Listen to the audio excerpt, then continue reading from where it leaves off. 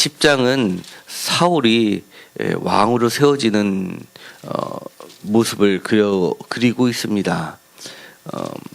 혹자들은 사울이 다윗 왕에 밀려서 매우 안 좋게 평가를 받는 것은 사실이지만 일부 학자들은 사울을 위대한 왕으로 그려내고 있는 것들도 분명합니다. 왜냐하면 우리가 10장에서 이미 살펴본 것처럼 왕이면서 그 다음에 제사장이면서 예언자의 기능까지 갖추면서 하나님으로부터 세움을 받는 자는 사실은 사울이 유일합니다. 우리가 생각했던 것보다 훨씬 더 하나님의 특별한 사랑을 받은 자는 분명합니다. 여기서 보면 10장 10절에 보면 그가 그들 중에서 예언을 하니라고 하면서 하나님이 사울에게 크게 임하는 것은 그야말로 사사기 때나 볼 수 있었던 그런 모습이라고 할 수가 있습니다. 그리고 선지자들의 무리와 함께 여호와 영이 크게 임하여서 예언을 한다는 것은 단순히 왕이 아니라 예언자의 기능도 갖고 있다는 것이 됩니다. 그리고 뿐만 아니라 10장 3절에 보면 순례자의 무리들이 나오는데 하나님의 전으로 베델로 올라가는 순례자의 무리가 등장하는데 그들이 제사를 지내기 위해서 가져갔던 요제를 이렇게 사울한테 주는 것을 보면 그들의 눈에 보았을 때는 사울은 제사장이기도 하고 아니면 여호와의 사자처럼 보였다는 것을 의미하게 됩니다. 그 정도로 사울은 정말 세움을 받을 때는 매우 겸손할 뿐만 아니라 매우 하나님의 특별한 은혜가 있었던 사람이 분명합니다. 오늘 읽었었던 25절부터 27절까지에 보면 사무엘이 10장 8절에 보면 내가 내게 가서 내가 행할 것을 가르칠 때까지 7일 동안 기다리라 라고 했던 이야기들 중에서 아마 이 앞에 부분에 있었던 가르침에 대한 것은 이 25절부터 마지막 절까지의 이야기가 아니었을까라고 생각이 되어지고 그 다음에 그 위에 있었던 8절 앞부분에 있어서 길갈로 내려가라고 하면서 번제와 화목제를 드리겠다라는 것은 오늘 읽었던 11장 12절부터 마지막 절까지 특히 14절에 보면 길갈로 가서 여호와 앞에서 나라를 새롭게 하자라고 하면서 화목제를 드리는 그런 모습에서도 아마 이 부분이 두 개의 전승이 존재하면서 섞여 들어가서 하나로 뭉쳐진 게 아닌가라고 볼 정도입니다. 왜냐하면 이미 우리가 여러 차례 봤지만 13장 8절이나든지 15장 3절이나 9절이나 22절에서 23절까지를 이 10장 8절로 보기에는 너무나 시간적 갭이 있었기 때문입니다. 그런데 이 11장 1절에 보면 암몬 사람 나하스가 올라가서 길앗 야베스에 맞서 진침해 이스라엘 모든 사람이 나하스에게 이르되 우리와 언약하자 그리하면 우리가 너를 섬기리라 하니 암몬 사람 나하스가 그들에게 이르되 내가 너희 오른 눈을 다 빼어 너희와 언약하리라 라고 하면서 길앗 야베스에 전쟁이 선포되는 과정을 보게 됩니다. 그에 앞서서 이 10장 25절에는 왕으로 세워지면서 모든 사람들이 기뻐하면서 특히 26절에 사울도 기브와 자기 집으로 갈 때 마음이 하나님께 감동된 유력한 자들과 함께 가고 27절에 보면 어떤 불량배는 이르되 이 사람이 어떻게 우리를 구원하겠느냐 하고 멸시하여 예물을 바치지 아니하였으나 라고 되어 있어서 두 개의 상반된 무리가 존재하는 것을 보게 됩니다. 그리고 그들의 말에는 우리를 어떻게 구원하겠느냐라고 하니까 그들의 첫 번째 왕으로 세우려고 했던 목적이 11장에 나와 있는 것처럼 잦은 주변 국가의 전쟁을 통해서 자신들을 구원해 줄 수 있는 왕을 찾는데, 사울은 그들의 눈에 비칠 때는 뭔가 부족하거나 아니면 그들과 경쟁 관계에 있었던 다른 지파나 부족을 의미한다고 할 수가 있습니다. 아마 이 불량배라고 표현된 것은 벨리알이라고 하는 나쁜 사람들의 의미인데요.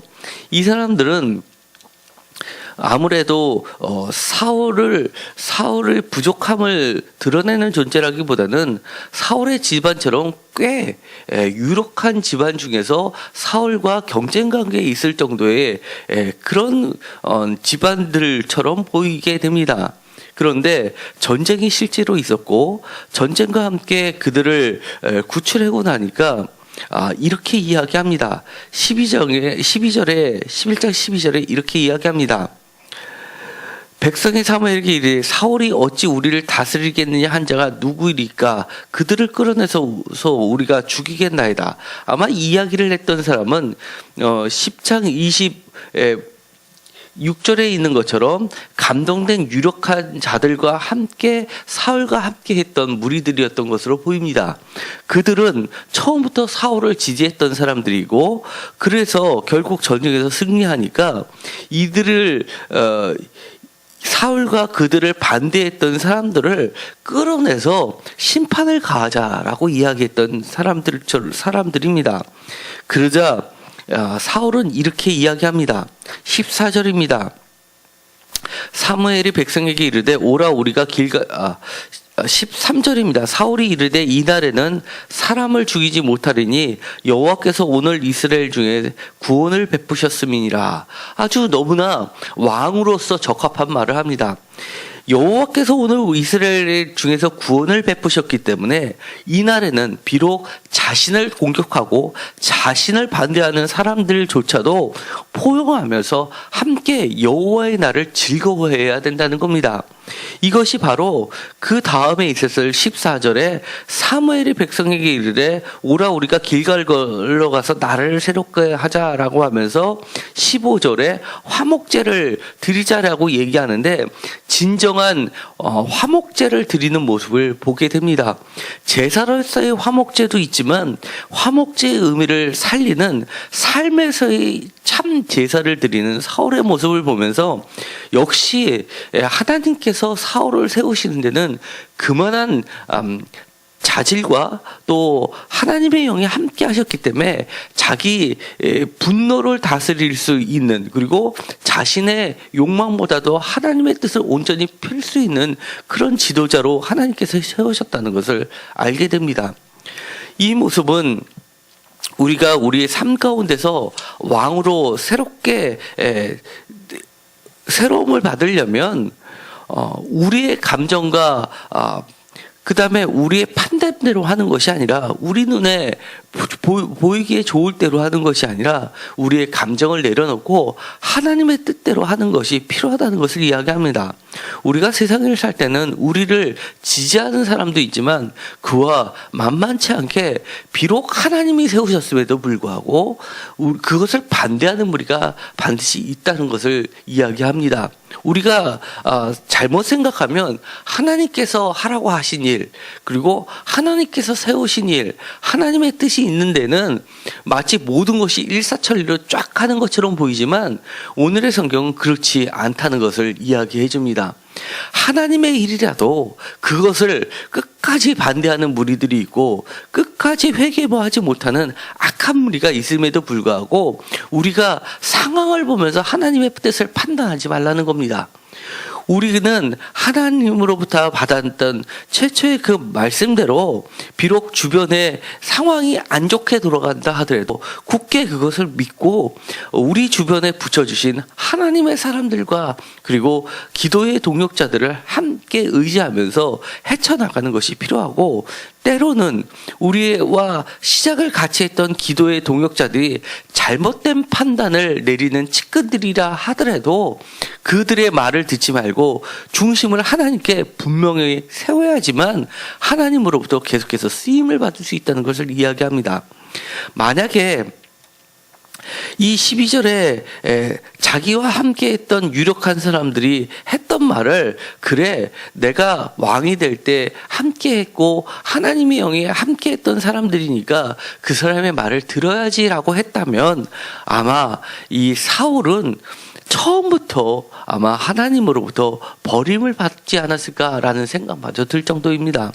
그러니까 이 12절과 14절까지 있는 이 말씀은 우리가 어떻게 주님으로부터 쓰임을 받았을 때 정말 그 쓰임을 새롭게 할 수 있는지를 보여주는 겁니다. 이 14절에 나오는 것처럼 길갈로 가서 나라를 새롭게 하자라고 하는 것은 이미 10장에 보면 왕을 세우고 특히 10장 21절에 보면 베냐민 지파를 그들의 가족별로 가까이 오게 하듯이 미다의 가족이 뽑혔고 그 중에서 기스의 아들 사울이 뽑혔으나 라고 하면서 사울이 이미 뽑혀서 그를 왕으로 세웠는데도 불구하고 다시금 길갈로 가서 나라를 새롭게 하자라고 이야기하는 것을 보게 됩니다. 이것은 마치 같은 사건을 나타내는 것 같지만 사실은 같은 사건이 아니라 다른 사건입니다. 하나님께서 징표를 주셨지만 그것을 검증하는 단계도 반드시 있다는 것을 이야기합니다. 다윗이 왕으로 뽑힐 때도 사무엘로부터 기름을 부었지만 그는 실제로 왕으로 백성들로부터 기름을 받을 때까지는 많은 과정들이 있었습니다. 그러면서 정말 나라를 새롭게 하는 그 과정 속에는 왕으로 새롭게 등극하는 그 과정까지 가기까지 그는 수많은 시험의 과정들을 겪어야 됐고 그 과정을 통해서 또 이스라엘 사람들을 구출해낸 그 과정들을 통해서 많은 사람들로부터 검증의 단계를 거쳤다는 것을 보게 됩니다. 우리가 세상을 살 때 보면 우리가 하나님의 약속을 받았음에도 불구하고 우리의 삶 가운데서 하나님의 뜻을 온전히 드러냄으로 인해서 우리 자신도 검증의 단계를 반드시 거쳐야 됩니다. 만약에 그렇지 않다면 잘못하면 신앙이라는 것이 생각만 갖고 모든 것이 해결된다고 생각할 수가 있습니다. 신앙은 머리로만 하는 것이 아니라 실제로 몸으로 그리고 무릎으로 그리고 실제의 삶으로서 행하는 것이 바로 신앙이지, 내가 마음으로 감동이 임해서 마음으로 하나님께 이렇게 해야지라고 했다고 그것이 신앙은 아니라는 것을 이야기합니다. 정말 하나님의 뜻은 실제로 하나씩 이뤄가는 과정이 얼마나 어렵고 쉽지 않은 것을 보여주고 있습니다. 오늘 이 말씀을 읽으면서 혹시 우리가 우리의 삶을 돌아볼 때 하나님으로 받던 약속들이 많이 있었을 겁니다. 사업을 맨 처음에 시작할 때도 어떻게 그냥 시작한 사람들이 어디 있겠습니까? 가게 문을 열면서 분명히 하나님으로부터 기도 응답도 받았고 또 하나님에게도 예배를 드렸고 여러 가지 일들도 늘 어려움이 겪을 때마다 기도로서 시작했던 과정들을 우리가 알고 있습니다. 그런데 그 과정이 단 이르로서만 끝나는 것이 아니라 끊임없이 우리를 대적해오는 것들에 대해서도 우리의 인간적인 방법이 아니라 하나님의 방법으로 끊임없이 우리가 이겨나가야 된다는 것을 이야기해 주고 있습니다. 그럴 때 하나님께서는 진정으로 나라를 새롭게 하자라는 말이 나오게끔 우리를 세워주실 줄 압니다. 그리고 우리는 반드시 우리의 앞을 나갈 때 10장 25절에 있는 것처럼 나라의 제도를 백성에게 말하고 책에 기록하여 여호와 앞에 두고 모든 백성들은 각기 집으로 보내매라고 하는 것처럼 하나님의 말씀을 정말 우리 마음속에 있는 마음판에 새겨둘 필요가 있습니다.